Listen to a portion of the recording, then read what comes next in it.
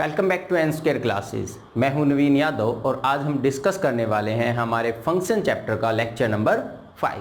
इससे पहले 4 लेक्चर हम डिस्कस कर चुके हैं जिसमें हमने डोमेन निकालना सीखा था और उससे रिलेटेड कुछ क्वेश्चंस भी ट्राई किए थे।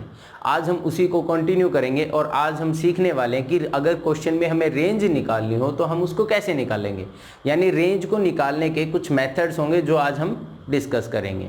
ठीक है, वीडियो अच्छी लगे तो लाइक शेयर और सब्सक्राइब करना मत भूलिएगा और प्लीज़ ज़्यादा से ज़्यादा शेयर कीजिए। ठीक है, चलिए स्टार्ट करते हैं। आज देखिए फर्स्ट मेथड क्या है हमारे पास, find x in terms of y। x को हम किसके टर्म में निकालें, y के टर्म में निकालें and then find out the domain. तब हम क्या फाइंड आउट करेंगे, डोमेन। मतलब देखो क्वेश्चन एक एग्जाम्पल के थ्रू समझिए कि कहना क्या चाह रहा है। जो हमारा क्वेश्चन होता है वो कुछ ऐसा होता है कि f ऑफ x, जिसको हम y भी बोलते हैं, y is equal to x upon this है। ये कहता है कि अब मुझे रेंज नहीं निकालनी आती, मुझे आती क्या है, डोमेन निकालनी। वो चीज़ तो हम बड़े अच्छे से सीख चुके हैं, हमें डोमेन निकालनी आती है कि डोमेन कैसे निकालते हैं। तो ये कह रहा है कि क्यों ना मैं इसको चेंज करके y की जगह x ले आऊँ और x की जगह y ले आऊँ, यानी रखना नहीं है, वैल्यू निकालनी है। ठीक है, यानी x को किसकी टर्म में निकाल लें, y की टर्म में निकाल लें और फिर जो क्वेश्चन आएगा उसकी डोमेन निकाल दें। उसकी क्या निकाल दें, डोमेन। तो वो जो डोमेन आएगी एक्चुअल में वो हमारी क्या होगी, रेंज होगी फर्स्ट फंक्शन के लिए, यानी इसके लिए। कैसे, देखो यहाँ से क्या कर लेते हैं, क्रॉस मल्टीप्लाई अगर करते हैं तो क्या आएगा, y plus y x square equal to x.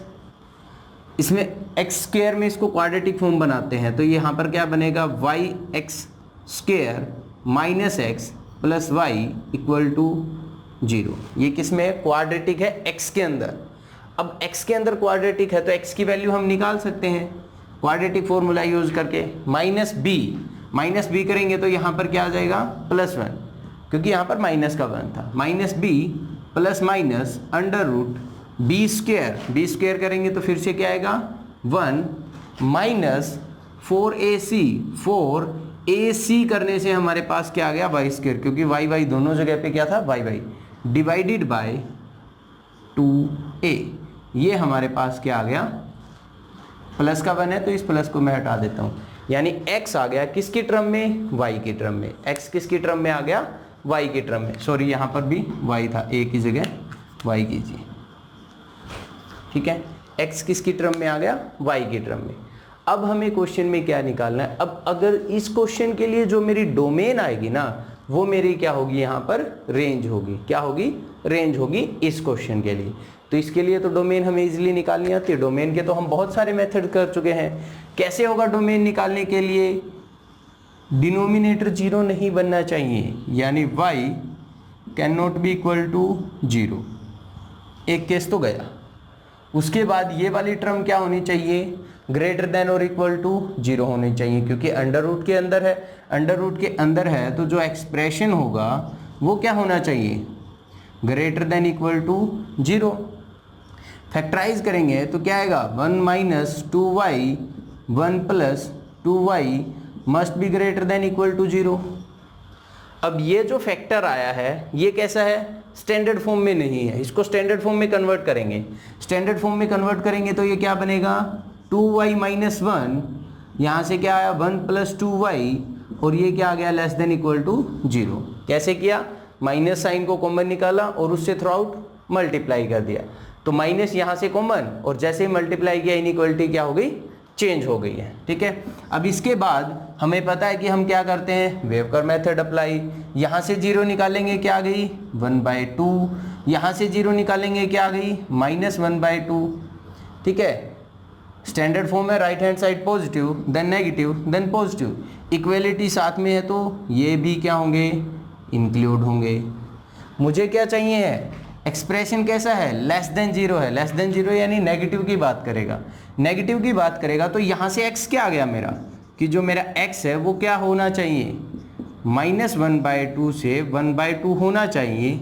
लेकिन इस केस ने क्या कहा था कि 0 नहीं होना चाहिए, 0 नहीं होना चाहिए। अगर 0 नहीं होना चाहिए तो क्या कर देंगे, -0 कर देंगे। ठीक है, माइनस क्या कर देंगे, ये y निकाल रहे थे, यहाँ पर y बिलोंग करेगा। माइनस क्या कर देंगे 0। क्लियर भाई, y जो है वो इसमें से बिलोंग करेगा लेकिन 0 नहीं हो सकता। ये हमने किसके थ्रू किया है, जो क्वेश्चन था उसको क्या कर दिया, y की टर्म में निकाल लिया और यहाँ से क्या निकाल ली, डोमेन निकाल ली। क्लियर। अब इसमें छोटी सी चीज़ को सुनिए ध्यान से, जब हम क्वेश्चन को इंटरचेंज कर कर आएंगे, जैसे यहाँ पर हमने किया था x को निकाला था y की टर्म में, फिर हमने क्या निकाल लिया, डोमेन निकाल लिया। अब यहाँ पर जैसे ही आप डोमेन निकालेंगे एक बार आपको रीबैक करके देखना पड़ेगा। रीबैक इन द सेंस, इसमें क्या हो सकता है कि जो हमारी वैल्यू आई है उसमें से कुछ थोड़ा बहुत चेंजेस हो जाएं। ठीक है, वो कैसे होते हैं फिर आपको ये देखना पड़ेगा। यहाँ पर अगर बात करें, इसने तो कहा कि y की वैल्यू तो क्या आएगी, -1/2 से 1/2 आएगी, लेकिन ये वाला केस नहीं आ सकता भाई, y की वैल्यू 0 नहीं आ सकती, ऐसा हमारा ये वाला प्रोसीजर कह रहा है। ठीक है, बट क्या y 0 नहीं हो सकता कभी भी? अगर मैं x को 0 पुट कर दूं तो 0 अपॉन समथिंग क्या आएगा, 0, यानी y की वैल्यू 0 तो पॉसिबल है। इसका मतलब ये वाला केस हमें फाइनली क्या करना पड़ेगा, रिजेक्ट करना पड़ेगा, और ये हमारा फाइनल आंसर हो जाएगा। ठीक है, ये हमारा क्या हो जाएगा, फाइनल आंसर हो जाएगा। यानी जब इंटरचेंज करके निकाल लेंगे एक बार आपको रीप्रोसेस करना पड़ेगा, यानी आपको देखना पड़ेगा, रीचेक करना पड़ेगा कि क्या जो हमने केस को रिजेक्ट किया है या जो हमने ये चीज़ें उठाई सही में बैठ रही है, क्लियर है या नहीं है उधर से। ठीक है, जैसे ही यहाँ पर देखा कि भाई x को तो 0 पुट कर देंगे तो y की वैल्यू तो 0 आ सकती है, 0 आ सकती है, तो मैं इसको क्यों निकाल दूँ कि 0 नहीं आ सकती, यानी इस वाले केस को हटा दीजिए, क्योंकि ये एक्चुअल में इंटरचेंज होने से आया था, इस वजह से थोड़ा सा रीबैक करके देखना पड़ता है इसको। ठीक है, एक तो मेथड है हमारे पास ये जिसमें हम क्या करते हैं, x और y को इंटरचेंजेस करते हैं। क्लियर। सेकंड मेथड है हमारे पास, देखिए सेकंड मेथड क्या है हमारे पास, use of quadratic. Use of quadratic से मतलब क्या है कि अगर मुझे कोई क्वाड्रेटिक फंक्शन गिवन हो, मुझे क्या हो, कोई क्वाड्रेटिक फंक्शन गिवन हो, तो इसके लिए रेंज हम कैसे निकालेंगे, इसके लिए रेंज हम कैसे निकालेंगे। देखो इसको निकालने के दो वे होंगे, एक तो क्या कर लें हम, पैराबोला का फॉर्मूला यूज कर लें, वहां से भी हो सकता है। सेकेंड हम क्या कर सकते हैं, स्क्वायर कंप्लीटिंग मेथड कर सकते हैं, और मुझे जो अच्छा लगा वो क्या है, पैराबोलिक मेथड को अगर हम यूज करें। मतलब ये क्या कहता है, देखो अगर ये चीज है तो ये चीजें हम थोड़ा सा 10th क्लास में भी डिस्कस कर चुके हैं। अगर हमारा a क्या हो, पॉजिटिव हो, अगर हमारा a क्या हो, पॉजिटिव हो, तो ये जो है ये क्या बनाता है, अपर केस पैराबोला बनाता है। क्या बनाता है ये, अपर केस पैराबोला। ठीक है, और अगर कभी a क्या हो, लेस देन 0 हो, तो ये बनाता है लोअर केस पैराबोला। ठीक है, क्या बनाता है ये, लोअर केस पैराबोला। क्लियर। अब अपर केस हो चाहे लोअर केस हो, अगर अपर केस है तो इसका जो मिनिमम वाला पॉइंट होगा वो किससे डिनोट होगा, -b/2a एंड -d/4a से। और अगर लोअर केस है तो इसका जो मैक्सिमम पॉइंट होगा वो किससे डिनोट होगा, -b/2a एंड -d/4a। अब a और b तो हमारे पॉलिनोमियल के हैं, d क्या है, डिस्क्रिमिनेंट है। क्वाड्रेटिक फॉर्मूला के अंदर हमने जो डिस्क्रिमिनेंट किया है यानी b² - 4ac, ठीक है, वो है हमारा d। यानी अब अगर इस केस में बात करें तो ये तो हमें पता चल गया कि मिनिमम तो वैल्यू ये होगी, मैक्सिमम कितनी होगी, भाई अपर केस में तो ये कहीं तक जा सकता है, यानी मैक्सिमम क्या हो जाएगी, अप टू इन्फिनिटी।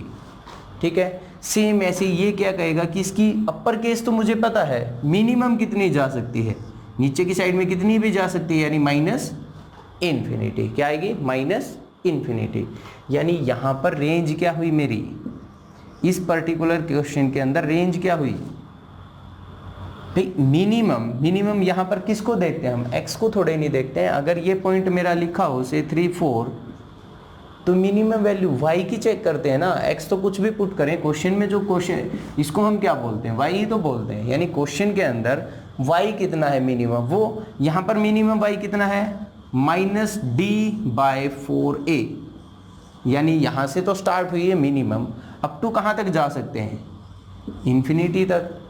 ठीक है, सेम ऐसा ही केस इसके अंदर बनाएंगे तो मैक्सिमम कितनी होगी, यहाँ पर अगर रेंज की बात करेंगे तो मैक्सिमम कितनी होगी, -d/4a, ये इसकी क्या होगी मैक्सिमम वैल्यू। मिनिमम कितनी होगी, -∞, मिनिमम कितनी होगी, -∞। बस आपको ये चीज़ ध्यान रखनी पड़ती है, यानी सिंपल सी बात है, आपको a और लेस देन a पे ये पता होना चाहिए कि a अगर पॉजिटिव है तो अपर केस पैराबोला बनेगा, नेगेटिव है तो लोअर केस पैराबोला बनेगा, ठीक है।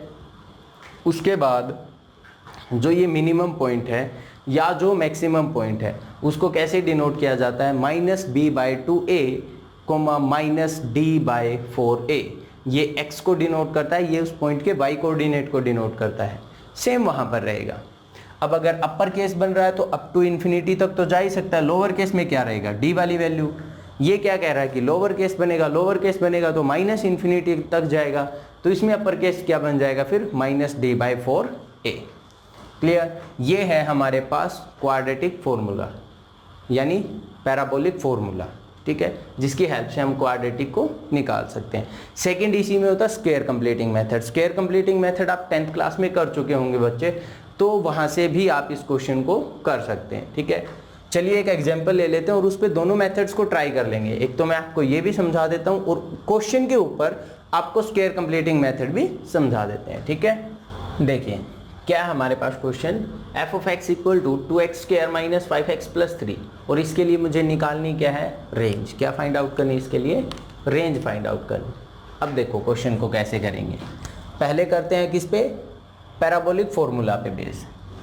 a मेरा क्या है, > 0 है, यानी कैसा बनेगा, upper case parabola.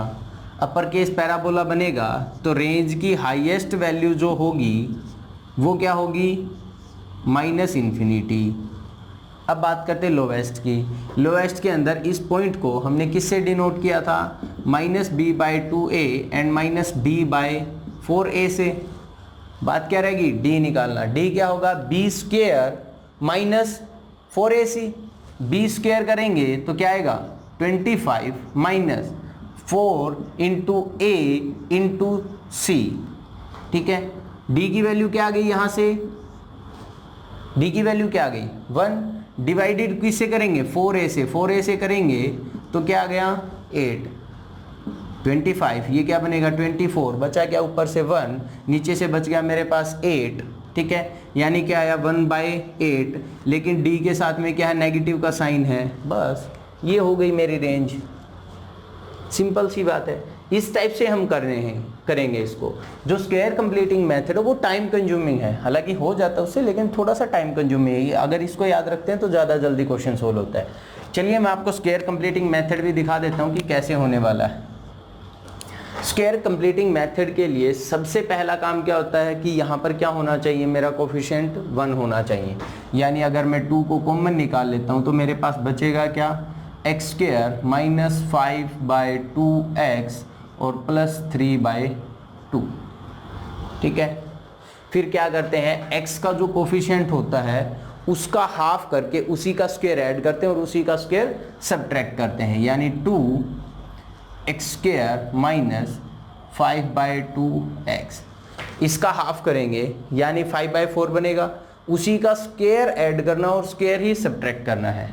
Square add कर दिया और स्क्वायर को ही सब्ट्रैक्ट कर दिया और साथ में क्या आ गया, 3/2 एज इट इज, ओके। अब यहाँ से देखें तो इतने पे तो बन गई आइडेंटिटी हमारी, यानी 2 ब्रैकेट, यहाँ से क्या बनेगा मेरे पास, x - 5/4, इसका स्क्वायर। इन दोनों टर्म को बाहर निकाल दिया 2 के साथ में, यानी इसको अगर सोल्व कर लेते हैं 1 मिनट के लिए, +2 बाहर, ये किस में थी, माइनस में टर्म थी, स्क्वायरिंग करेंगे यानी क्या आएगा 25/16, वो भी नेगेटिव के साथ। मैंने ये वाला नेगेटिव साइन इस टर्म के साथ में रखा है, ठीक है, +3/2। अगर यहाँ पर एलसीएम लेकर इसको सोल्व करेंगे तो क्या आएगा 24, यानी 2 ब्रैकेट x - 5/4, इसका स्क्वायर प्लस 2, यहाँ से अगर हमने एलसीएम लिया तो एलसीएम मेरा क्या आ जाएगा 16, तो ये क्या रहेगा -25 प्लस यहाँ पर 8 की कमी है यानी मल्टीप्लाई करेंगे तो 24, सोल्व होने से मेरे पास वैल्यू आ रही है 1/16। इसको थोड़ा सा मैंने डायरेक्ट लिख दिया है इसलिए थोड़ा सा अप्लाई कर लीजिएगा। यहाँ से इसको कैंसिल करेंगे तो ये जो टर्म है ये क्या बनकर आ जाएगी मेरे पास finally 2 bracket x minus 5/4 x square, और यहाँ से क्या आ गया प्लस, सॉरी माइनस आएगा उधर से -1/8। क्लियर। अब ये तो क्या है स्क्वायर क्वांटिटी है, स्क्वायर क्वांटिटी है तो मिनिमम कितना होगा, ये स्क्वायर क्वांटिटी है तो मिनिमम कितना होगा 0। मिनिमम वैल्यू कितनी हो सकती है इसकी 0, यानी अगर मैं इस अंदर वाली टर्म को 0 कर दूं तो मेरी वैल्यू क्या आई -1/8, वैल्यू क्या आई -1/8। और ये पॉजिटिव में कहाँ तक जा सकती है, यानी क्योंकि स्क्वायर है तो पॉजिटिव वैल्यू ही देगा, पॉजिटिव में जा कहाँ तक सकती है इन्फिनिटी, इन्फिनिटी में से कुछ सब्ट्रैक्ट करेंगे फिर भी क्या रहेगा इन्फिनिटी, यानी यही आंसर हमारा फिर से आ जाएगा। क्लियर। अब इतना बड़ा सा सोल्व करने की बजाय अगर मैं ये वाला चीज़ याद रखता हूँ तो ज़्यादा बेटर रहेगा। ठीक है, पैराबोलिक फॉर्मूला अप्लाई कीजिए, यानी इसका मिनिमम और मैक्सिमम पॉइंट सिर्फ एक ही होता है, हमें दो भी नहीं याद रखने। बस ये ध्यान रखना अपर केस में बना है तो ऊपर इन्फिनिटी आएगा, लोअर केस में बना है तो नीचे -इन्फिनिटी आएगा, बस। बाकी तो किससे डिनोट होगा d/4a से, -d/4a से। Okay clear. ये था हमारे पास क्वाड्रेटिक फॉर्मूला। इसके साथ एक मेथड और डिस्कस कर लेते हैं जिसमें हमें थोड़ा सा और आइडिया हो जाएगा, और वो क्या रहेगा कि अगर क्वेश्चन के अंदर कभी पर्टिकुलर फंक्शन आ जाए, जैसे ट्रिग्नोमेट्री फंक्शन आ जाए, तो ट्रिग्नोमेट्री फंक्शन में हम डायरेक्ट क्वाड्रेटिक फॉर्मूला या पैरामेट्रिक फॉर्मूला नहीं अप्लाई कर सकते। वहाँ पर मुझे नीड होगी किसको यूज़ करने की, जो भी मेरे ट्रिग्नोमेट्री फंक्शन होंगे उनकी पर्टिकुलर रेंज को यूज़ करके ही मैं अपने क्वेश्चन की रेंज निकाल पाऊंगा। ठीक है, तो चलिए नेक्स्ट मेथड भी देख लेते हैं। देखिए नेक्स्ट क्या है हमारे पास, use of range of trigonometric function. अगर क्वेश्चन के अंदर आपको ट्रिग्नोमेट्रिक फंक्शन दिखाई दे जाए तो हम डायरेक्टली इसको प्रोसीड नहीं कर सकते, यानी क्वेश्चन में एक बार हम इसको प्रोसीड कर सकते हैं इंटरचेंज वगैरह करके, लेकिन फाइनली जब आंसर निकालेंगे तो हमेशा उस पर्टिकुलर ट्रिग्नोमेट्री फंक्शन की रेंज को यूज़ करना पड़ेगा। ठीक है, अगर यहाँ पर हम बात करें पैराबोलिक फॉर्मूला की तो उसके अकॉर्डिंग अगर मैं इसको देखने लगूँ तो क्या है, a मेरा 1 है यानी ग्रेटर देन क्या है 0 है। अगर ये ग्रेटर देन 0 है तो अपर केस तो क्या बन गया इन्फिनिटी बन गया। ठीक है, लोअर केस हो जाएगा कुछ भी, मतलब अपर केस हमारा ऐसा आ रहा है। ठीक है, अब इस पे पर्टिकुलर पे बात करते हैं।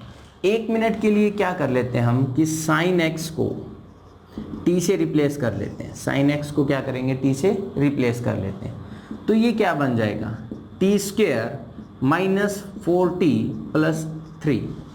अगर इस पे स्क्वायर कंप्लीटिंग लगाएंगे हम तो हमें क्या करना पड़ेगा भाई, t² -4t, यहाँ पर जो t का कोफिशिएंट है उसका हाफ का स्क्वायर ऐड करेंगे और हाफ का स्क्वायर ही सब्ट्रैक्ट करेंगे, तो हाफ का स्क्वायर हमने ऐड कर दिया और हाफ का स्क्वायर हमने सब्ट्रैक्ट कर दिया, साथ में क्या है 3 है। ठीक है, यहाँ से क्या बन गया मेरे पास फॉर्मूला बन गया है क्या कि ये क्या है t-2 का होल स्क्वायर, t-2 का होल स्क्वायर, और यहाँ से क्या आ गया मेरे पास -1, यहाँ से क्या आ गया -1। यानी इसमें है ना आपको क्या करना पड़ेगा, स्क्वायर कंप्लीटिंग मेथड लगाना ही लगाना पड़ेगा। ठीक है, क्योंकि ये यहाँ तो ऑप्शन नहीं है हमारे पास। अब यहाँ पर अगर बात करें, यहाँ पर डायरेक्ट हम ये नहीं बोल सकते कि ये टर्म 0 होगी, मैक्सिमम में इन्फिनिटी जाएगी। जैसे लास्ट क्वेश्चन में बात की थी कि मिनिमम टू मिनिमम ये कितनी हो सकती है 0, और मैक्सिमम कहाँ तक जा सकती है इन्फिनिटी तक। इस क्वेश्चन में ऐसा नहीं बोल सकते, क्यों? क्योंकि अभी तक हमने साइन वाली चीज़ को यूज़ नहीं किया है, ये सिर्फ और सिर्फ आपका बनाने के लिए था फॉर्मूला, यानी स्क्वायर कंप्लीटिंग मेथड लगाने के लिए। t की जगह वापस से पुट कीजिए, अगर t की जगह मैं साइन वापस से पुट करता हूँ, यानी साइन ऑफ x -2 इसका होल स्क्वायर और साथ में क्या -1। अब आइए बात पे, साइन की मिनिमम वैल्यू कितनी हो सकती है, साइन की मिनिमम वैल्यू कितनी होगी -1। भाई साइन की जो मिनिमम वैल्यू होगी वो क्या होगी, -1। अगर मैं यहाँ पर -1 रखता हूँ तो इसकी वैल्यू क्या आएगी, -1 रखेंगे तो ये क्या आ गया -3, -3 का स्क्वायर करेंगे क्या आएगा 9, 9 में से 1 को सब्ट्रैक्ट करेंगे तो क्या आएगा 8। यानी जब मैं साइन की -1 रख रहा हूँ तो ये वैल्यू कितनी आ रही है, 8 आ रही है। कितनी वैल्यू आ रही है मेरी, 8। क्लियर। साइन की मैक्सिमम वैल्यू कितनी हो सकती है, 1। अगर यहाँ पर 1 रखेंगे तो 1 में से -2 करेंगे यानी -1, -1 का स्क्वायर करेंगे तो क्या आएगा 1, 1 - 1 करेंगे तो क्या आएगा 0। क्या ये चीज़ समझ आई कि साइन की जब मैंने वैल्यू 1 की तो यहाँ पर क्या बनेगा 1 - 2 का स्क्वायर -1, सोल्व होने से वैल्यू क्या आ गई 0। यानी इसकी मैक्सिमम तो आ रही है 8, मिनिमम आ रही है 0, इससे बाहर ये जा ही नहीं रहा। तो यहाँ से जो रेंज आई वो क्या आई कि जो मेरा x है वो किस में बिलोंग करेगा, 0 to 8 में बिलोंग करेगा। जबकि यहाँ से निकालते तो इन्फिनिटी बनता, यहाँ से निकाला हमने डायरेक्ट फॉर्मूला लगाया तब भी हमारा केस क्या था, इन्फिनिटी आया था। क्लियर। ये बात समझ आई कि जब ट्रिग्नोमेट्री फंक्शन आपको क्वेश्चन के अंदर दिखेगा तो ट्रिग्नोमेट्री फंक्शन की रेंज हर हाल में यूज होगी, नहीं कर दिया तो क्वेश्चन गड़बड़। और इसको यूज करने के लिए हमेशा पहले आपको क्या करना पड़ेगा, इसको as a square completing method की हेल्प से इसको स्क्वायर होल स्क्वायर के फॉर्मूला में लाना पड़ेगा। वहां पर आप उसकी मिनिमम मैक्सिमम वैल्यूज को यूज करके क्वेश्चंस को सोल्व करके देखेंगे। ठीक है, ये थे हमारे पास रेंज निकालने के कुछ फॉर्मूले।